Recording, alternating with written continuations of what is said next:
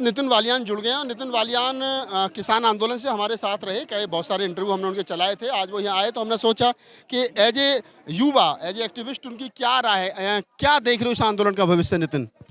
देखिए, इस आंदोलन का भविष्य हम इस प्रकार देख रहे हैं कि हरियाणा से चलकर जब ये आंदोलन दिल्ली जंतर मंतर तक पहुंचा तो इस आंदोलन को तोड़ने मरोड़ने के लिए जिस प्रकार पहले की भांति होता हुआ आया है, किसान आंदोलन की समय की भी बात है कि जब भी देश में कोई बड़ा आंदोलन खड़ा होता है तभी उस आंदोलन को या तो जाति के आधार पर तोड़ने की कोशिश की जाती है कि तो जाट हैं। जब किसान आए थे उन्हें भी जाट बताया गया था। अब फिर दोबारा इन्हें क्षेत्रवाद में बांटने की कोशिश करेगी कि एक प्रदेश के हैं, उसके बाद एक अखाड़े के हैं।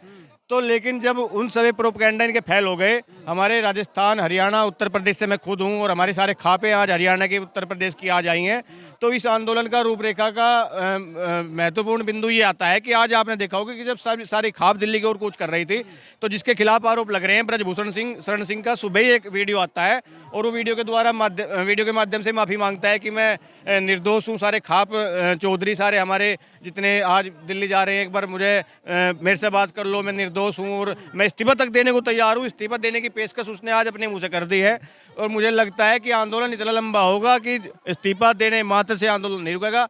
जब तक ब्रजभूषण की गिरफ्तारी नहीं हो जाएगी तब तक ये आंदोलन रहेगा, क्योंकि इस आंदोलन की एक मेन बात यह है कि अगर ये लड़कियां आज यहाँ से अधूरे में उठकर चली गई तो आने वाले समय में चाहे किसी भी खेल में हो, कुश्ती में हो या अन्य ओलंपिक में जितने भी गेम आते हैं उनमें किसी भी गेम में भी लड़कियों के साथ जो शोषण होता है वो 100 साल तक भी कोई लड़की आगे नहीं आएगी। क्योंकि उसे पता है कि जब देश में इतना बड़ा आंदोलन हुआ था, सारे चौधरी, सारे किसान संगठन एक साथ लामबंद हुए थे, उस समय भी अगर 2 बहनें हमारी हार कर चली गई तो आने वाले समय में कोई बहन बेटी अपनी हक के लिए, अपनी उत्पीड़न के खिलाफ आवाज़ नहीं उठा पाएगी। आप कह रहे हो कि समाज में एकाकी बन रही है और समाज इनके साथ धीरे धीरे करके आ रहा है, लेकिन दबी जवान में ये भी कहा जा रहा है कि अभी तो जो फोगाट परिवार है उन्हीं में एका नहीं है। एक बहन उनकी बीजेपी में है गीता, दूसरी वाली जो है वो हरियाणा सरकार में डीएसपी के पद पर है। तो वो दोनों पहलवान रही है, दोनों गोल्ड मेडलिस्ट रही हैं, बड़े बड़े इंटरनेशनल लेवल पर उन्होंने पदक जीते। वो अपनी विनेश फोगाट बहन के समर्थन में नहीं आ रही हैं। तो ऐसे में नहीं लग रहा कि जब परिवार साथ नहीं है तो फिर देश को इकट्ठा करने से ही क्या फ़ायदा होगा? देखिए, जयचंद पहले टाइम से भी होते हुए आए हैं। आज की बात नहीं है कि जयचंद एकमात्र क्या नाम बबीता फोगाट ही है। बबीता फोगाट को पता नहीं है तो सरकार में कोई मलाई नज़र आ रही होगी या बबीता फोगाट को अपनी विधानसभा, लोकसभा की गद्दी नज़र आ रही होगी, उसे टिकट मिल जाएगा। इसलिए जब पूरा देश एक जगह लामबंद इन बहनों के लिए हो रहा है, ऐसे में जब उनके पिता उनके साथ हैं, क्या नाम गीता फोगाट को बार बार रोका जा रहा है। आप वीडियो के माध्यम से देख रहे होंगे कि उसे डिटेन किया हुआ है हरियाणा में। एक बबीता फोगाट एकमात्र इनके परिवार की ऐसी, उसकी क्या मजबूरी है कि वो अपने उसका पिता झूठा हो गया, उसकी बहनें झूठी होगी, उसकी माँ झूठी होगी, उसका पूरा परिवार झूठा हो गया, एकमात्र बबीता फोगाट सच्ची हो जाएगी। बबीता फोगाट उन चंद जयचंदों में से है जिन लोगों ने हमेशा देश की और हमारी आबरू की लड़ाई को बेचते हुए विश्वासघात करने का काम किया है। ऐसी बबीता फोगाट विश्वासघात इस आंदोलन के साथ, इस अपनी बहनों के साथ और उन छोटी बच्चियों के साथ जो भविष्य में कहीं ना कहीं फेडरेशन में और गेम में, कुश्ती में अपना भविष्य देख रही हैं, उन छोटी बच्चियों के साथ भी बबीता फोगाट ने विश्वासघात करने का काम किया है। व्यक्तिगत स्वार्थ, व्यक्तिगत लाभ बहन के आबरू से ज़्यादा बड़ा हो गया कहीं ना कहीं। ये तो पूर्व के समय से होता हुआ आया है। जिस किसी को भी गद्दी चाहिए होती थी वो अपने परिवार के साथ सबसे पहले दगा करता था, फिर अपने समाज के साथ दगा करता था। और आज के टाइम में तो, आज तो घोर कलयुग चल रहा है, इस कलयुग में तो सबको गद्दी नज़र आती है, पैसा नज़र आता है और वो बाहरी चमक धमक नज़र आती है जो कहीं ना कहीं सत्ताधारी पार्टियों के साथ, सत्ताधारी लोगों के साथ और सत्ता में रहकर कमाया जा सकता है। वो आप लोग साफ तौर पर देख सकते हैं कि अगर बबीता फोगाट इनके साथ नहीं आ रही थी तो कम से कम सोशल मीडिया के माध्यम से जहर उगलकर इस आंदोलन को कमज़ोर करने की कोशिश नहीं करनी चाहिए थी, लेकिन उसने वो भी हथियार अपनाया और इन बहनों के खिलाफ हमेशा निरंतर सोशल मीडिया के माध्यम से जहर उगलने का काम कर रही है। नितिन, एक सवाल और है कि खिलाड़ी होता है, वो किसी भी फील्ड का हो। क्रिकेट का भगवान सचिन तेंदुलकर को कहा जाता है। एक ट्वीट तक नहीं आता है कि भाई इन बेटियों के साथ गलत हो रहा है। एक मतलब और जो दूसरे क्षेत्रों के खिलाड़ी हैं, मैं कहूँ कि जहाँ पे पीटी उषा आकर के चली गई और कई जो है आकर के चली गई, लेकिन जहाँ तक बड़े प्लेयरों की बात की जाए तो उनकी तरफ से कोई ट्वीट या उनका कोई समर्थन नहीं मिल रहा है अभी तक। देखिए ऐसा नहीं है कि क्या नाम सचिन तेंदुलकर को चलो बड़ा प्लेयर मान सकते हो, लेकिन कपिल देव का ट्वीट आया है, कपिल देव ने कई बार ट्वीट किए हैं, इरफान पठान का आया है, वीरेंद्र सहवाग का आया है, और जेवलिन से आपके नीरज चोपड़ा जो हमारे गोल्ड मेडलिस्ट हैं, नीरज चोपड़ा ने साफ तौर पर कहा है कि IOA को उनकी सुननी चाहिए और वहाँ पर जाकर उन लड़कियों के साथ इनके बयान होने चाहिए। और जब ये लड़कियां नार्को टेस्ट तक करवाने के लिए तैयार हैं, तो ऐसा नहीं है कि खिलाड़ी साथ नहीं है, पूरे देश का खिलाड़ी साथ है। एक बार इनसे जो 161 और 64 के बयान जब इस प्रकार के मामलों में होते हैं, अब तक तो 161 और 64 के बयान भी वीडियोग्राफी के माध्यम से उन 6 लड़कियों के नहीं कराए गए हैं। जो 6 लड़कियां मुख्यतः रूप से इसमें विनेश और साक्षी उसमें वादी नहीं है, उसमें 6 लड़कियां जिनका नाम गुप्त रखा गया है वे वादी हैं, उनके भी अब तक बयान नहीं हो पाए हैं।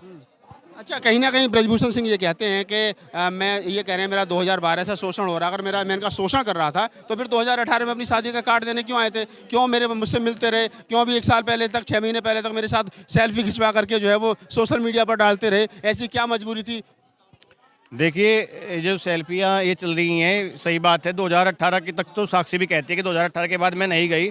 2018 तक ये सभी लोग फेडरेशन में जब आप गेम खेलते हो और आप इंटरनेशनल लेवल के प्लेयर हो, तो आपको फेडरेशन के कार्यालय में जाना पड़ता है। और फेडरेशन का कार्यालय आपको बता दूं कि ब्रजभूषण शरण सिंह ने अपने घर में कार्यालय बनाया हुआ है। किसी भी खेल का, किसी फेडरेशन कार्यालय, कोई भी सरकारी कार्यालय है, वो अपने घर में कोई नहीं चला सकता। जब आप उसके अध्यक्ष हो तो आपसे मिलना भी पड़ेगा।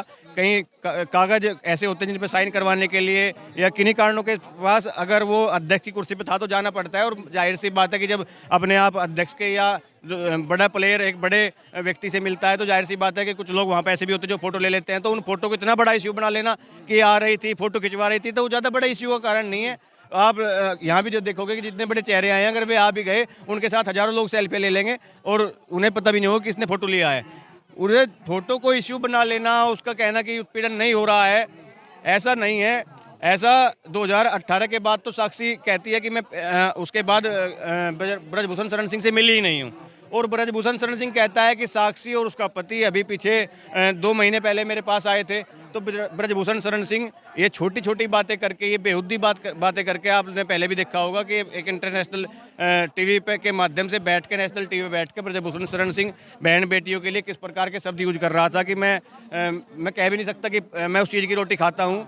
तो ऐसे शब्द के माध्यम से आप लोग देख सकते हो कि जो व्यक्ति इतने गिरे हुए शब्द बहन बेटियों के लिए कह सकता है, जो हम ऑन कैमरा नहीं कह सकते, तो ऐसा व्यक्ति बंद कमरे में इन बहन बेटियों के साथ कैसा व्यवहार करता होगा। एक 2-3 दिन से एक मैसेज जो है वो बड़ा मोबाइलों पर जा रहा है, खास तौर से जो दलित एक्टिविस्ट हैं, बहुजन समाज के एकाकी पे काम करते हैं, उन पर ये मैसेज जा रहा है कि आप इस आंदोलन में क्यों जा रहे हो। ये वही लोग हैं जिन्होंने हरियाणा में मिर्चपुर कांड को अंजाम दिया, गोहाना कांड हुआ, तुम्हारे घर जला दिए गए, तुम्हारी बहन बेटियों के साथ बलात्कार हुआ।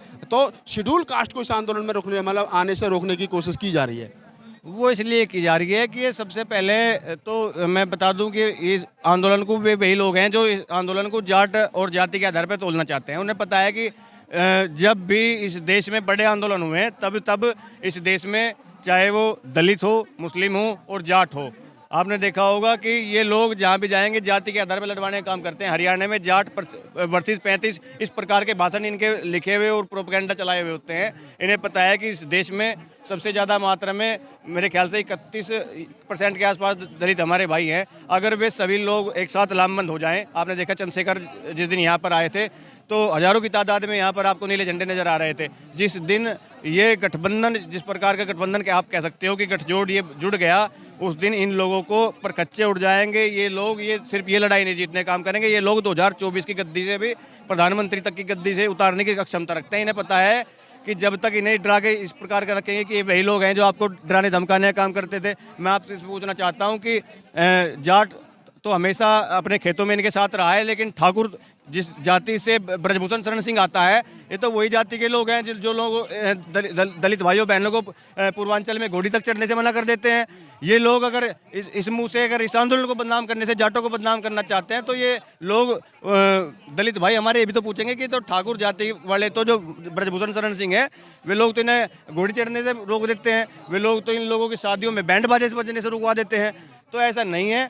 हमारे दलित भाई, दलित जो एक्टिविस्ट हैं, सभी लोग यहाँ पर आए रहे हैं और पूर्णतः अपना समर्थन दे रहे हैं। और इस आंदोलन को जब भी पूरी जरूरत भीड़ की या किसी भी बड़े आंदोलन को आक्रामक रूप देने की कोई जरूरत पड़ेगी, तो सभी लोग एकजुट होकर, लामबंद होकर इस जंतर मंतर पर खड़े मिलेंगे।